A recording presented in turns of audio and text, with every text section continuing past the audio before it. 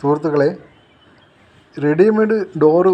Readymade ഏത് മര ഉൽപ്പന്നം വാങ്ങുന്നവരുടെ ശ്രദ്ധയ്ക്ക് ഇതാണ് റെഡിമെയ്ഡ് ഡോറിൻ്റെ ഗുണം. വിചാരി ഭാഗം ഇതെങ്ങനെയാണെന്ന് അറിയില്ല, ഏതോ പ്രഷറിന് പൊട്ടിയതാണ്, കമ്പും ചോറിയുള്ള സാധനമാണ്.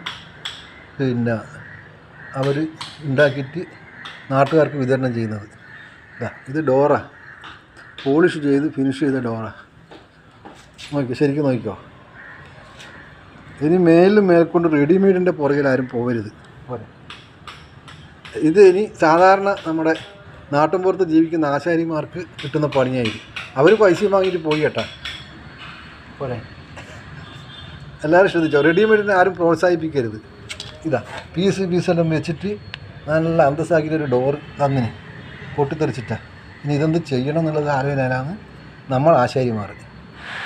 Okay, thank you.